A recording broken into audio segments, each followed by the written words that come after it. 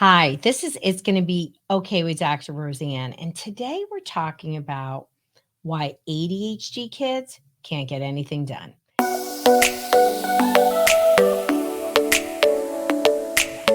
Yeah, I know. Sometimes starting a task is the problem. Sometimes it's completing the task, and a lot of kids get murky in between.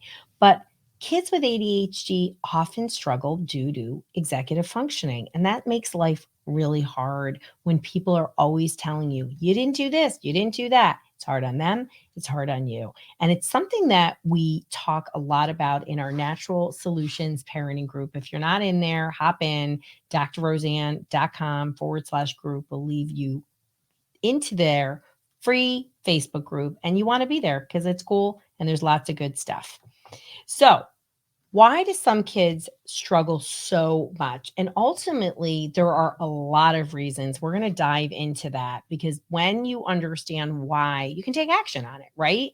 And these solutions are things that we all can do with consistency and, is really, really important to provide reinforcement and consistency in order for behaviors to change. It's not exactly fun, but it's a lot better than doing things over and over that are not working, right? Einstein says the definition of insanity is to repeat the same thing over and over and expect a different result. So, why do some kids struggle so much with starting, completing a task, right? So, we already know these are kids with ADHD, their brains don't work the same. But their executive functioning centers in their brain. So, what is executive functioning? So, really simply, it's a job manager. And, whenever I do these amazing QEG intakes with people and I get to show them, what does their child's brain look like? Why, what's overstimulated, what's understimulated, what's not working, what is working, what's happening in the structures, what's happening in the communication. We literally can show them, this is why your child is not able to do X, Y, and Z. And starting and completing tasks is pretty common with ADHD. And so executive functioning is that job manager. It's what tells all the other areas what to do, it's sort of the captain of the ship. And so when you struggle with executive functioning, you're not going to be able to structure and organize information. You're going to have a hard time seeing an end result. And you're going to really struggle with that organizational self-monitoring piece, right? Like I have 14 million tasks going on. Like if I show anybody my computer, they get really freaked out. I'm like, calm down. I know where everything is. And I have just an innate ability, certainly way improved through neurofeedback, to really structure and order information and not feel so overwhelmed. One of my superpowers, my friend Cynthia Thurlow tells everybody I'm a computer. Now I'm like, yeah, sure, I'm a computer, Cynthia. It's all the neurofeedback. But I can take a lot of information and streamline it. And it's really something I'm good at with other people, with my own information. It's because I've got great organizational, self-monitoring, self-regulatory skills. And when somebody doesn't have that, they're going to have a hard time completing tasks. You need to juggle. When you have 80 tabs open, you need to know where they are. If not, you're going to get distracted. You're going to look at this. I'm going to look at my cart at the store that I, didn't do, all these other things. And so it also requires good impulse control in order to finish tasks just like that. Great, I think it's very relatable for all of us to think about our million tabs we have in our computer. Like, should I ignore that? Should I look at that shirt that I now remembered I didn't get? It's probably not on sale anymore. Like, how do we put the brakes on and regulate and, put the blinders really on to stay focused and do that, right? And some kids just don't have that skill. It's a skill that can be learned. Certainly, we always want to regulate the brain with things like neurofeedback, which is amazing and it's safe. And go back and listen to those other episodes. But impulse control is a factor. Inflexibility and problems transitioning is another factor why some kids just can't get stuff done. And that really is a problem because we're always transitioning. We're always moving from one task to another. And I find that, just like angry kids are really difficult, inflexible kids can be angry because of the rigidity and difficulty processing. And it is a problem if a kid can't transition from one task to another. How are they going to even start, right? And tasks just aren't going to get done. So, problems with general self regulation, low motivation, and procrastination are another factor, right?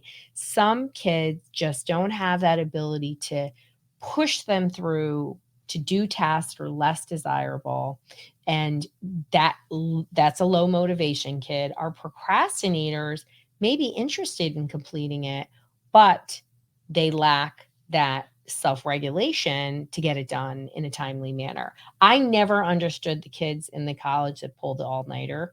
Like, it just wasn't my jam. I like to have things done in order. That isn't always the case with somebody with ADHD. Their sense of time may be different. And certainly, as I talked about, their interests may be different. Working memory, attention, learning, memory, processing, all of these things, deficits in these areas, right, affect your ability to get things done, right? So, working memory is really that workhorse of our memory system. It's what's holding bits and pieces. It's our RAM computer. So, as we're doing things, we have a working memory that helps us hold information, being able to manipulate it in some way, shape, or form. It's different from short term. Because short term, you just need it for a minute, like remembering a phone number, and you can let it go. But working memory, you have to hold it longer and be able to manipulate it. It's like saying that phone number backwards. And when we have processing issues, learning and memory, we may forget the steps. We may forget what the heck the thing is, why we were doing it. All of these components can be a factor. And I find, honestly, that processing issues run so strongly and concurrently with attention issues, they're often missed. They over focus on the actual attention part. So it's something to really think about. So, what are other reasons why people have a hard time getting things done with ADD? Stress and mental health, right? We've already talked about the connection between anxiety and ADD. Go back and listen to that episode. And it's a real connection, because when you're not getting things done, you're struggling with attention, executive functioning, people are on your back.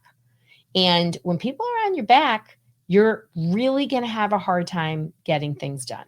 So, it's going to make you feel terrible. You're going to struggle. You're going to have lots of conflict. But it is multifaceted. And you can see on this list, don't have, your kid is doing this on purpose. So most kids are not being purposeful. They may purposely be avoiding because they lack skills. They feel bad about it. They're not good at it. It's boring. There could be a lot of reasons, right? They may not be getting enough reinforcement, and it's important to put your detective hat on, do take that 360 aerial view and really look at it differently. It really is so multifaceted as to why. And a pill isn't going to fix it, people. It's not going to fix an organization problem in the brain. It's not going to fix a skill deficit. So, first step, figuring out why your kid can't get anything done. Next step is to take action on these things. And if you're interested and you're looking for guidance from the best team of clinicians in the world who are helping kids naturally, well, then come to our brain behavior reset program, drroseann.com/help to apply and take our solution matcher. So no matter where you are in the journey, you can get the help you need to help your child finish and start tasks and have a healthy family.